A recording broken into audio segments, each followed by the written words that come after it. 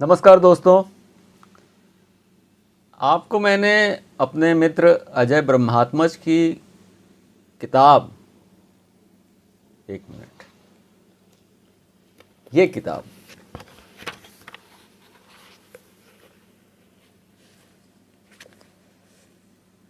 Cinema बस cinema के 2 अध्याय पढ़ के सुनाए थे, जिसमें एक तो मेरा अपना लिखा हुआ था और दूसरा था हमारे मित्र जी के संतोष का लिखा हुआ। तो हमारे परम प्रिय मित्र कुमार विजय ने कहा कि भाई साले हमारा भी पढ़ दो।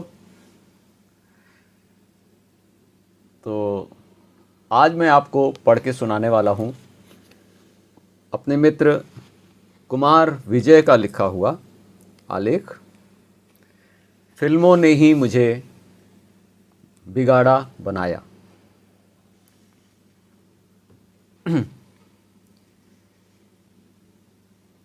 यूं तो पहली फिल्म शायद एक फूल दो माली देखी थी, ममेरे मौसेरे भाइयों के साथ उनके स्कूल में।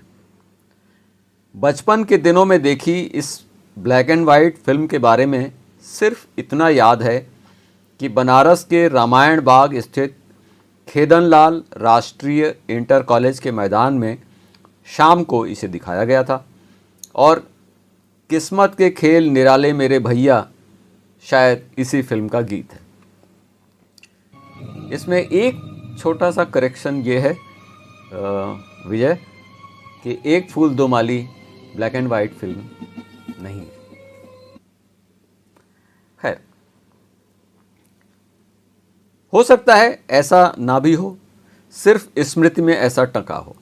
इसके बाद एक आध भोजपुरी और हिंदी फिल्में और देखी थीं, एक दूसरे ममेरे भाई के साथ जो बीएचयू हॉस्टल में रहकर पढ़ते थे और कभी कभार ही शहर आते थे।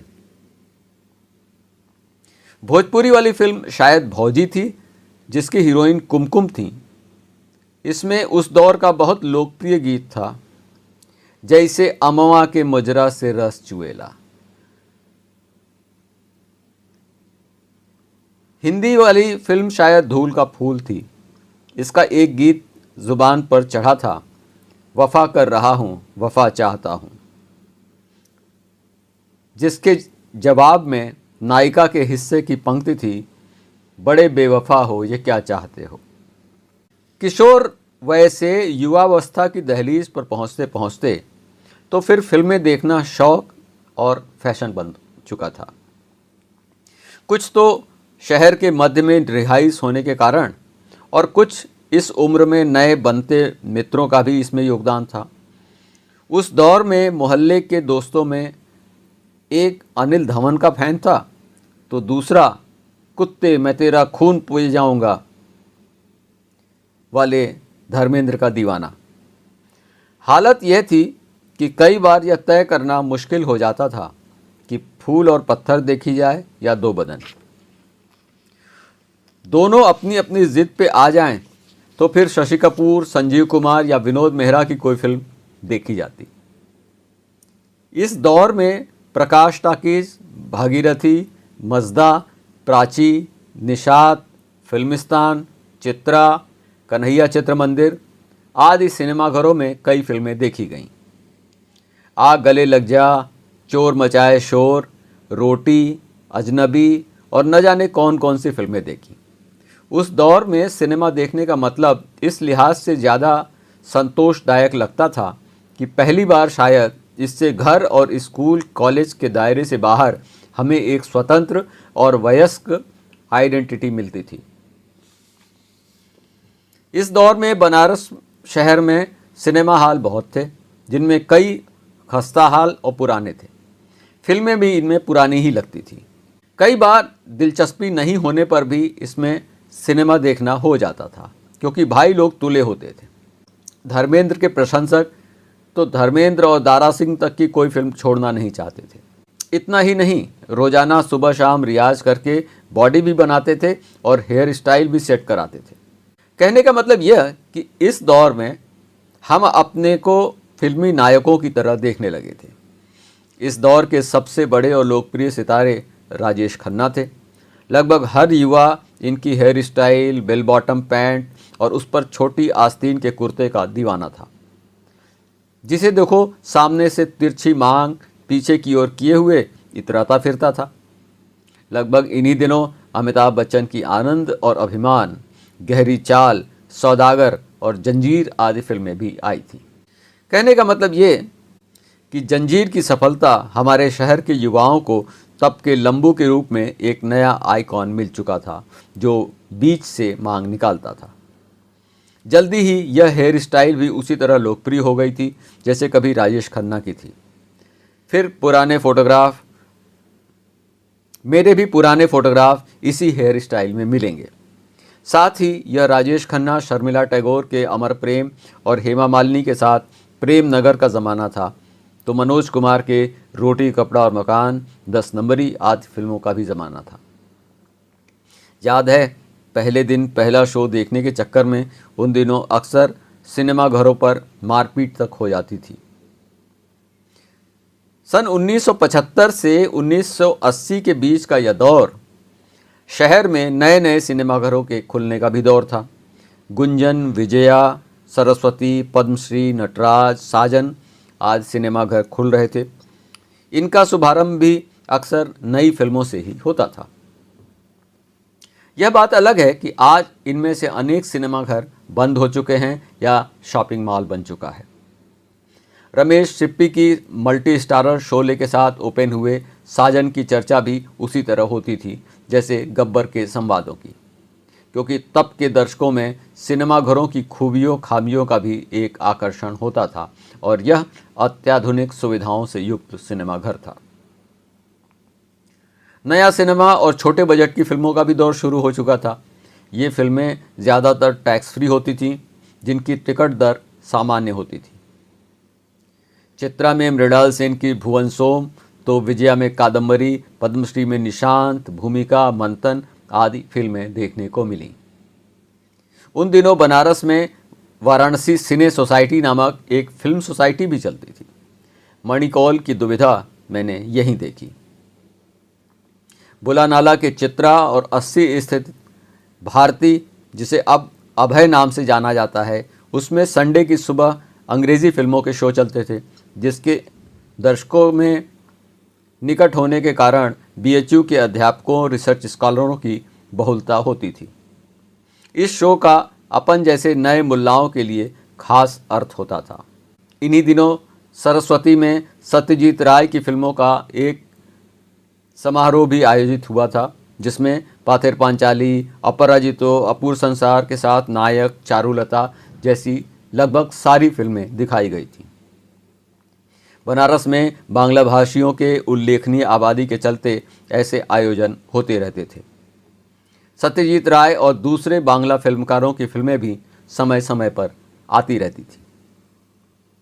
कहने का मतलब यह कि इस समय तक आते आते मेरे लिए सिनेमा का मतलब बदल चुका था। फिल्में देखना सिर्फ मनोरंजन या वक्त कटी का साधन नहीं रह गया था, बल्कि उसमें एक अलग तरह की दिलचस्पी बन रही थी। सिनेमा के आकर्षण के चलते नाटकों में भी दिलचस्पी पैदा हो गई। धीरे धीरे आकर्षण बढ़ता ही गया। याद करूं तो बनारस में उन दिनों बन रही भोजपुरी के दूसरे दौर की फिल्मों में कभी दंगल की शूटिंग देखने हरहुआ जा रहा हूं, तो कभी धरती मैया की यूनिट के साथ चोलापुर ब्लॉक के कमौली में डेरा पड़ा है। शूटिंग से लौटकर शाम को फिर होटल में यूनिट के नायक नायिकाओं और अन्य लोगों से जान पहचान और उनके जरिए फिल्मी ज्ञान बढ़ाया जा रहा था।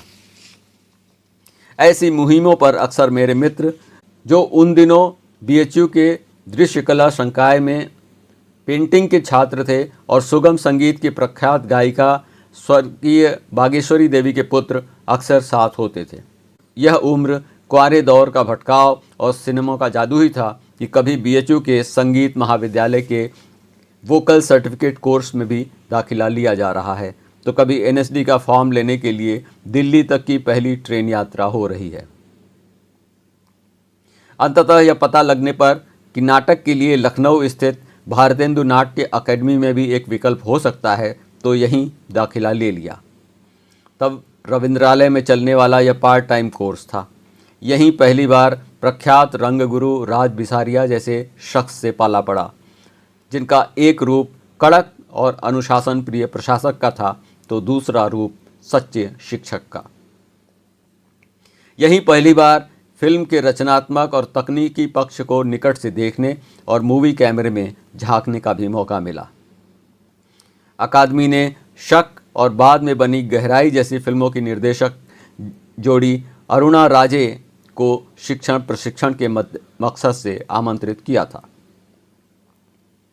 उल्लेखनीय है कि पुराने लखनऊ और आसपास के क्षेत्रों में फिल्माई गई सत्यजीत राय की फिल्म शतरंज के खिलाड़ी रिलीज हो चुकी थी और श्याम बेनेगल जुनून बना रहे थे। लखनऊ के सदर इलाके के पुराने चर्च में शूटिंग चल रही थी, जिसे देखने को यह बंदा भी चर्च की दीवार पर चढ़ा था। नया सिनेमा के दौर की फिल्मों के साथ ही मुख्य धारा की फिल्मों पर भी हमने ढेरों समीक्षाएं लिखी। उस दौर में बनारस में अजीज रविशेखर और संजय गुप्ता के साथ भी कई उल्लेखनीय फिल्में मैंने देखी। उन दिनों इन लोगों की रुचि मेरे समीक्षक में कहीं ज़्यादा थी। सागर और गुलामी जैसी फिल्मों की समीक्षाएं मैंने इनके आग्रह पर ही लिखी। उस दौर में उत्तर प्रदेश और बिहार के सर्वाधिक संस्करण प्रकाशित करने वाले अखबार आज में ये प्रकाशित होती थी। इसी भूमिका के तहत पहली बार भारत के 10वें फिल्म समारोह को भी कवर किया। सही मायने में विश्व सिनेमा और अन्य भारतीय भाषाओं की फिल्मों के साथ यह मेरा पहला साबका था। विभिन्न खंडों में विभक्त समारोह के तहत लातिनी अमेरिकी फिल्मों को देखने और पुनरावलोकन खंड में ख्वाजा अहमद अब्बास की फिल्मों ने बहुत प्रभावित किया था। लघु फिल्मों और वृत्त चित्रों का भी व्यापक एक्सपोजर हुआ। सत्यजीत राय की आखिरी फिल्म घोरे बायरे इसी समारोह में देखी, जो महोत्सव की समापन फिल्म थी। कहने का मतलब कि फिल्में देखने और उन पर लिखने पढ़ने का सिलसिला बढ़ता ही गया और एक पेशे की शक्ल अख्तियार कर लिया। फिल्मों के चक्कर में ही कुछ वर्ष तक मायानगरी मुंबई में भी प्रवास किया। जब सन 80 के अक्टूबर में किसी दिन महानगरी एक्सप्रेस से मुंबई पहुंचा था तो निश्चय ही फिल्मों को लेकर कुछ अस्पष्ट किस्म के सपने भी थे, लेकिन उनमें शायद वो शिद्दत नहीं थी। मुंबई जैसे जन समुद्र में खो जाने के एहसास के बीच नए बने कुछ संपर्क तो थे, तो कुछ के महज रेफरेंसेस थे। मायानगरी में विचरण करने के दिनों की कहानी अलग है। शुरुआती दिन तो एक से दूसरे स्टूडियो और पाली हिल और खार की गलियों में भटकते बीते। फिर जल्द ही समझ में आ गया कि इस विलासिता के लिए कुछ और भी करना होगा, और मेरे पास मुंबई के लिए और शायद नियति के पास भी वह समय नहीं था।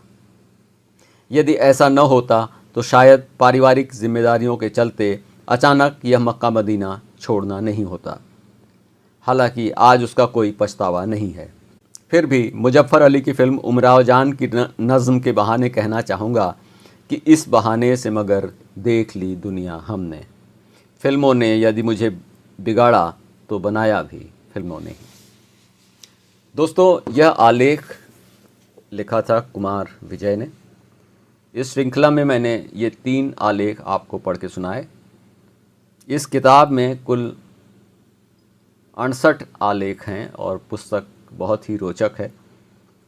अभी बहुत सारे आलेख पढ़ने बाकी हैं, लेकिन मुझे इनको पढ़ते हुए बहुत मज़ा आया। तो अगर आप ये पुस्तक ख़रीदना चाहते हैं तो ये सरस्वती बुक्स से छपी है। इसकी कीमत है 450 रुपये और यह अमेज़न पर भी उपलब्ध है।